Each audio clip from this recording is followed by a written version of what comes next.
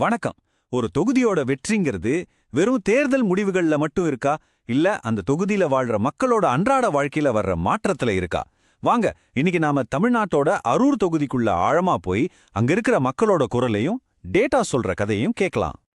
நம்மளோட பார்வையே அரூரோட கலை யதார்த்தத்திலிருந்து ஆரம்பிக்குது. அங்க இருக்கிற மக்களோட குரலை கேட்டதுக்கு அப்புறம் டேட்டா நமக்கு காட்டுற 3 முக்கியமான சிக்னல்ஸ் என்னன்னு பார்ப்போம். அப்புறம் ஏன் வாக்குறுதிகள் மீறப்படுதுன்னு அலசி ஆராய்ஞ்சு கடைசியா எப்படி நம்பிக்கையை திரும்பவும் கட்டி எழுப்பலான்னு ஒரு வழிமுறையை பார்க்கலாம். வாங்க உள்ள போலாம். ஒரு ஊரை பத்தி புரிஞ்சுக்கணும்னா முதல்ல அந்த மண்ணோட அந்த மக்களோட பேசணும் இல்லையா? அவங்களோட அன்றாட போராட்டங்கள்ல இருந்துதான் உண்மையான அரசியலே ஆரம்பிக்குது. சரி, கள நிலவரம் என்ன சொல்லுதுன்னு கேட்போம். நம்மளோட முழு கவனமும் இப்ப அரூர் மேலதான். இது ஒரு தனித்தொகுதி. அதாவது இங்க விவசாயமும் கிராமப்புற வாழ்க்கையும் தான் எல்லாமே. இந்த மண்ணோட கதையும் மக்களோட கதையும் தான் இந்த தொகுதியோட அரசியலே தீர்மானிக்குது. முதல் மிக முக்கியமான தேவை சுத்தமான தண்ணி. ஆனா அரூர் மக்களுக்கு கிடைக்கிறது என்னவோ பச்சை இல்லைனா மஞ்சள் நிறத்துல வர தண்ணி தானு சொல்றாங்க. இது வெறும் ஒரு வசதி குறைபாடு இல்ல, இது அவங்க ஆரோக்கியத்து மேலேயும் அடுத்த தலைமுறையோட எதிர்காலத்து மேலேயும் நடக்கிற ஒரு நேரடி தாக்குதல். அடுத்து ரோடு. ஒரு முக்கியமான ஹைவே வேலைய வருஷ கணக்கா இழுத்தடிக்கிறதால ஊர் மக்கள் அதை 70% சேரும்னு தான் சொல்றாங்க. யோசிச்சு பாருங்க, இது வெறும் பயண நேரத்தை வீணடிக்கிற விஷயம் மட்டும் இல்ல, தினமும் இதுல போயிட்டு வர மக்களோட உயிருக்கு என்ன உத்தரவாதம்? கடைசியா அந்த ஊரோட நம்பிக்கை, அதாவது இளைஞர்களோட எதிர்காலம். உள்ளுள்ள தொழிற்சாலைகளோ பெரிய படிப்புக்கு வாய்ப்புகளோ இல்ல. அப்போ அவங்களுக்கு முன்னாடி 2 வழிதான் இருக்கு. ஒன்னு வேலை இல்லாம இருக்கிறது, இல்லைனா ஊரை விட்டு வெளியூர் போறது. இளைஞர்களோட கனவு சிதைஞ்சா ஒரு சமூகத்தோட எதிர்காலமே கேள்விக்குறிதான். இப்போ இந்த நம்பரை பாருங்க. அரூர்ல 84% மேல கிராமப்புற மக்கள் தான். அப்போ நாம இவ்வளவு நேரம் பேசின தண்ணி, ரோடு, வேலைவாய்ப்பு பிரச்சனைங்கிறது ஏதோ கொஞ்சம் பேரோட பிரச்சனை இல்ல. இது கிட்டத்தட்ட முழு தொகுதியோட வாழ்வாதார பிரச்சனை. இதை உணராம எந்த திட்டமும் இங்க ஜெயிக்காது. சரி, மக்கள் சொல்றத கேட்டோம். இப்போ நம்பர்ஸ் என்ன சொல்லுதுன்னு பார்க்கலாம். சில சமயம் கேட்காத குரல்களை விட இந்த டேட்டா தான் ரொம்ப சத்தமா பேசும். அரூரோட அரசியல் நிலவரத்தை பத்தி இந்த டேட்டா என்ன சொல்றத பார்ப்போம். இங்க தான் ஒரு ஆச்சரியமான விஷயம். முதல் சிக்னல் இதுதான். இவ்ளோ பிரச்சனைகள் இருந்தும் சிட்டிங் எம்எல்ஏவோட ஓட்டு ஷேர் 2016 விட 2021ல நல்லாவே ஏறி இருக்கு. இது எப்படி சாத்தியம்? இந்த கேள்விக்குள்ளதான் நாம தேட வேண்டிய பதில் இருக்கு. ஆனா அந்த வெற்றிக்கு ஒரு மறுபக்கம் இருக்கு. அதுதான் நம்மளோட 2வது சிக்னல். ஓட்டு போட்டவங்களோட எண்ணிக்கை கணிசமா குறைஞ்சிருக்கு. இதுக்கு என்ன அர்த்தம்? மக்களுக்கு ஒருவித சலிப்பு வந்துருச்சா, இல்ல அதிருப்தியா?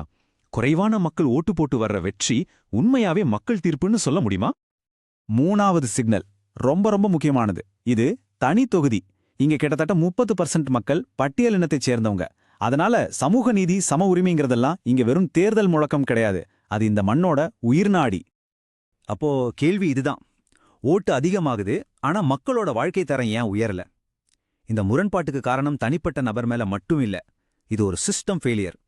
திரும்ப திரும்ப வாக்குறுதிகள் மீறப்படுறதோட நேரடி விளைவு. நம்ம அரசியல் சாசனம் ஒவ்வொரு குடிமகனுக்கும் கண்ணியமான வாழ்க்கைக்கு உத்தரவாதம் தருது. ஒருத்தரோட தனிப்பட்ட தகவல்களை அவங்க அனுமதியோட சரியான காரணத்துக்கு மட்டும்தான் பயன்படுத்தணும்னு நம்ம சட்டங்களும் சொல்லுது. இது வெறும் சட்டம் இல்ல, இது ஒருத்தர் மேல இன்னொருத்தர் வைக்கிற மரியாதை.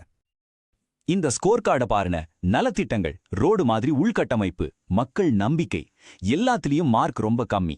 இது வெறும் நம்பர் இல்ல, இது ஒரு நிர்வாகத்தோட தோல்விக்கான ரிப்போர்ட் கார்டு.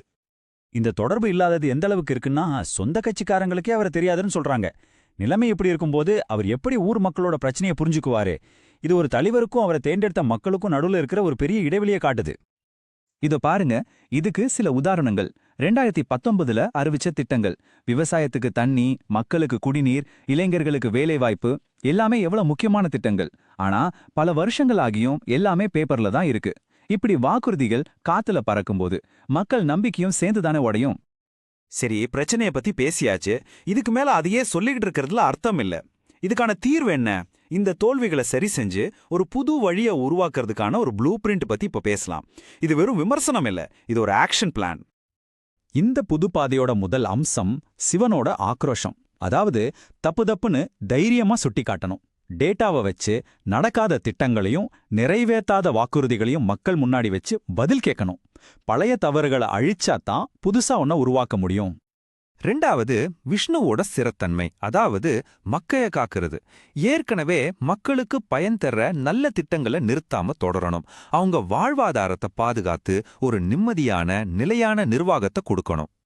3வது பிரம்மாவோட படைப்பாற்றல், அதாவது புதுசா யோசிக்கிறது.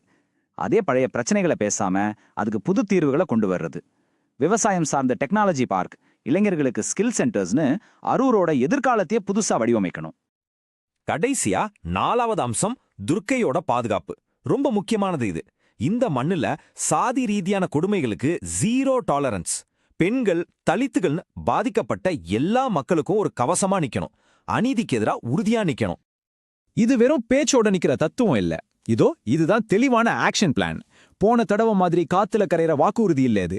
ஒவ்வொரு திட்டத்துக்கும் எவ்வளோ செலவு, எவ்வளோ காலம், என்ன பயனுன்னு எல்லாமே தெளிவா இருக்கு. இதுதான் ஒரு பொறுப்பான நிர்வாகத்தோட அடையாளம். ஒரு திறந்த விவாதமும் பொறுப்பான பேச்சும் தான் ஒரு ஜனநாயகத்தோட அடித்தளம். ஒருத்தரோட கருத்துரிமை இன்னொருத்தரோட கண்ணியத்தை பாவிக்காத வகையில இருக்கணும். இது நம்ம அரசியலமைப்பு நமக்கு கத்துக் கொடுக்கிற பாடம். ஆனா ஒரு நல்ல பிளான் இருந்தா மட்டும் போதுமா? அதை செயல்படுத்தி மக்களோட நம்பிக்கையை திரும்ப சம்பாதிக்கணுமே. அதுதான் எல்லாத்தையும் விட கஷ்டம். வாங்க அந்த பாதையோட கடைசி ஆனா மிக முக்கியமான படியை பார்ப்போம். இப்ப நாம எல்லாரும் நம்மள நாமளே கேட்டுக்க வேண்டிய கேள்வி இதுதான். பல தடவை ஏமாந்து போன மக்கள் கிட்ட உடைஞ்ச நம்பிக்கையை எப்படி சரி செய்ய முடியும்? வெறும் வார்த்தைகளால முடியுமா, இல்ல செயல்கள் மட்டும்தான் அதுக்கு பதிலா? நம்பிக்கைங்கிறது பெரிய பெரிய அறிவிப்புல இருந்து வராது. அது மக்களோட வீட்டு வாசல்ல இருந்து சின்ன சின்ன செயல்கள்ல இருந்து தான் ஆரம்பிக்கும். அவங்க சொல்றத காது கொடுத்து கேட்கறது, அவங்க பிரச்சனைக்கு ஒரு தீர்வு சொல்ல முயற்சி பண்றது, அவங்க கூடவே நிக்கிறது. இந்த முதல் 30 நாள்ல செய்யற இந்த வேலை தான் அடுத்த 5 வருஷத்துக்கான நம்பிக்கையோட அஸ்திவாரம். நீங்க மக்களுடன் இணைந்து செயல்படும் ஒரு தலைவராக உருவாகி உங்கள் தொகுதியை மேம்படுத்த விரும்பினால் blueprintstrategies.ai என்ற எங்களை தொடர்பு கொள்ளுங்கள். mgr@blueprintstrategies.ai என்ற மின்னஞ்சல் முகவரியிலோ அல்லது 08042041602 என்ற எண்ணிலோ அழைக்கலாம். அரசியலுக்கு அப்பாற்பட்ட ஒரு நோக்கம்.